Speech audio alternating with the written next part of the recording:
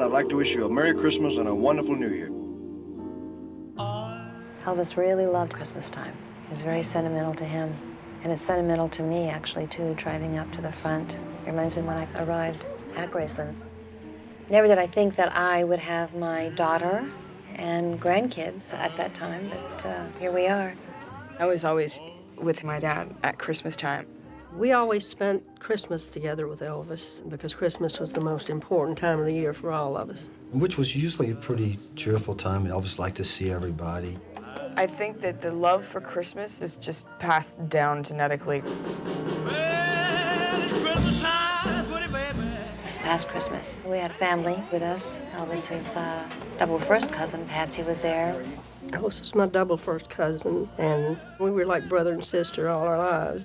Patsy was like my second mother. She pretty much half raised me. The double first cousin thing is a very Southern thing. Two sisters married two brothers. It's as simple as that. And there's Pauline. Pauline's been around for many years, and her husband, O.C., who was our security guard for many years, who just recently retired.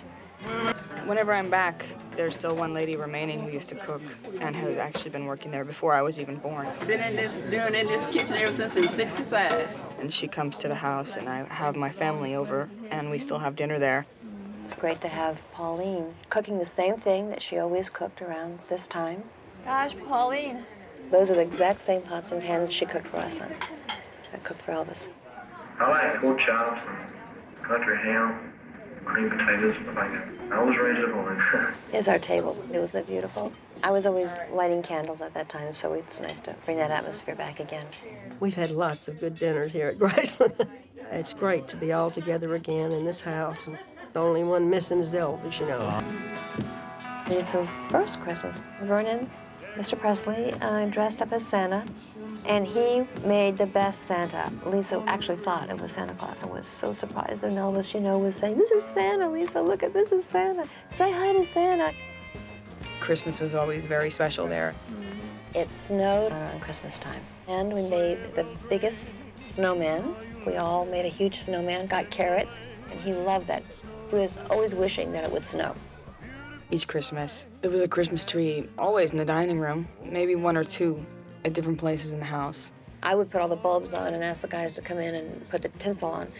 And we'd always get into an argument at that time because their way of putting the tinsel on was kind of like crumbling it up and throwing it at the tree. He had a ball doing that. And then he'd, you know, kind of clap his hands together saying he did his job. Oh my God. Amazing, yeah. He loved lights and he loved Christmas. It was his favorite time of year. There was not really a room that you could walk into and not see something had to do with Christmas. I mean, it was just fun all the time for like weeks. We had Christmas for weeks, you know. I make sure that I light the holy hell out of my house for Christmas and keep them up until, you know, the end of January. Well, at first it was not so extravagant. You had a sleigh and a reindeer and Santa out front wishing everybody a Merry Christmas, and then a few lights out around the house.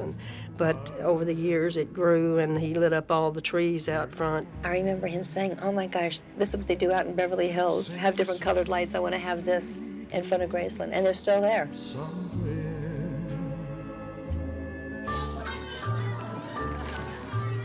Opening up presents at Graceland was really a tradition. I mean, that was the evening that we invited all our friends over.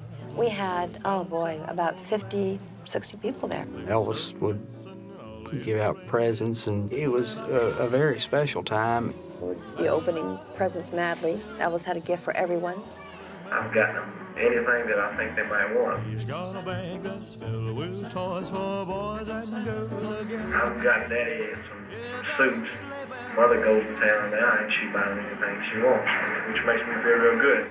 I think when the fame came and the money and everything, that the most important thing to him was that he wanted to take care of his mom and dad first because they'd had a really hard life. We all had in Tupelo. We bought his mother a pink Cadillac.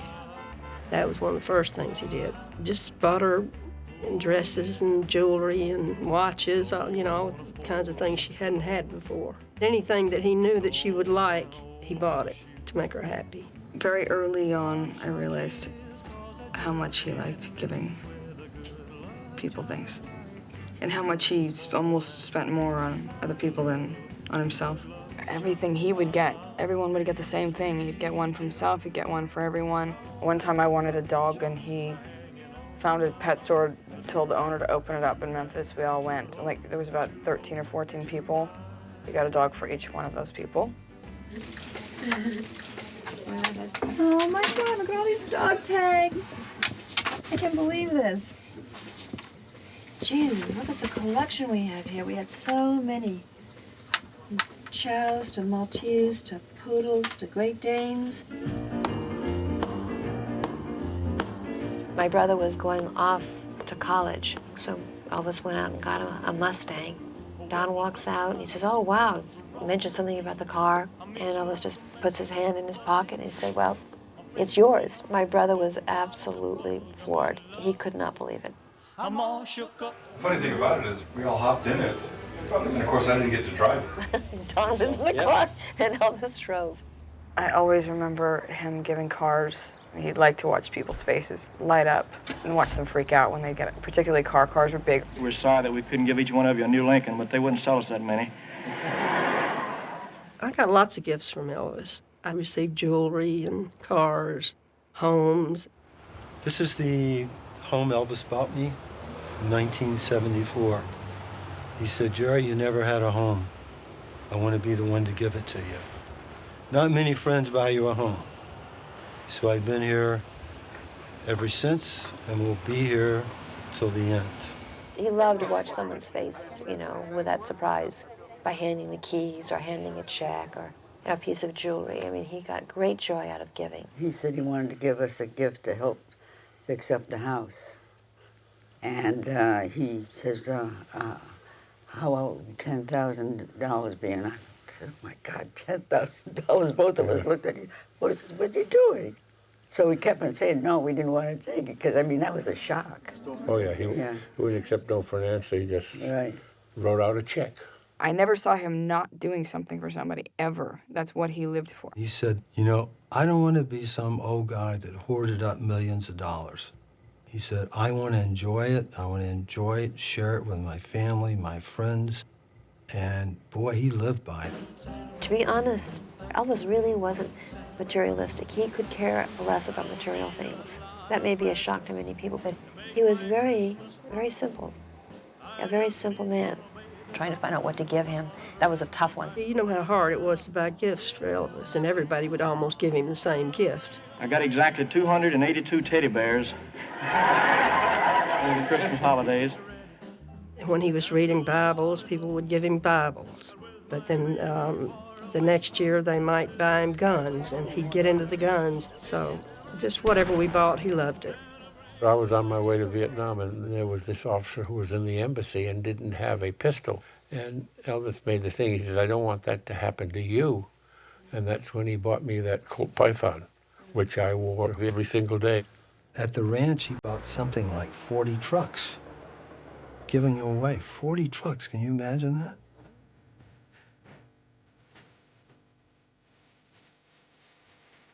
If he wanted to give away every penny he had, he was going to damn well do it. And sometimes he came close to doing that. Probably the one thing that kept him sane was his ability to give back. Just because he was who he was, that didn't mean that we were going to ask him for anything. I remember people, going to him saying, "I just got a bum deal," and bang, there was a check. To see the joy that the people would receive from the gifts, and I believe in return he received that back. It was some sort of relief or release for him to do that. It was something he could do to generate outward that he felt it made him happy to do that. Elvis was a generous person right from the beginning. We have a diamond ring that we're going to have as a door prize. It's my initial ring. I've had it for some time, and it has 14 diamonds in it. That meant a lot to him, that he'd pick out all these charities. 50 charities that he would pick out for the end of the year on Christmas time. And that was important to him. And that was a ritual that he kept throughout the years. He did that every year. So many kids and adults, too, have gotten just about one of the roughest breaks that can happen to a person. I'm talking about polio. We can help these people. Join the 1957 March of Dimes, please. It's very urgent. Elvis gave to almost everybody that possibly could have needed anything. I believe the proceeds from this show go to the Cynthia Milk Fund. Is that right, Elvis? Yes, sir, that's right. I know St. Jude and the Le Bonheur Hospital and all of the children's causes and cerebral palsy and cancer research. As you know, we're doing a benefit for the Queerly Cancer Fund. The youth center in Tupelo, I believe he went down there several times. He was proud of it because it gave him a sense of humility and joy, too, because he was able to be a part of it. The wind had blown the sign down. I got where that youth center was being built, they got a big sign up. The wind had blown it down. We tried to put it back up. It fell on us. There was three of us trying to lift it back up. The sign fell on us. He just instinctively would give back or want to do things for people. I think anybody in that kind of situation, including myself and whoever else, and my kids, I mean, I think it's important for anyone that's in that position or this position to, you know, if you have that power, if you have that ability, you need to do something with it. The Presley family has done an awful lot of charity work. They never were ones to make publicity about it.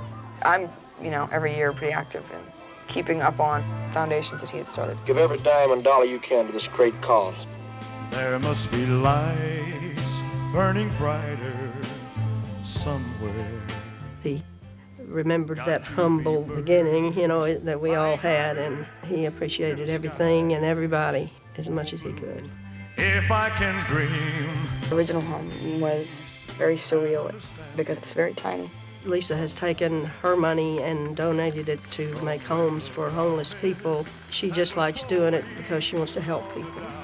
And I think that Presley Place is probably one of, you know, a very special thing that she's doing. My father lived in a housing project not far away from where Presley Place is. This program will help homeless families who want to help themselves by providing them with a home, a job, childcare, classes, on parenting, diet, etc. And they can go back into society fully rehabilitated. This means a lot to me and my family, and I know it would have meant a lot to my father.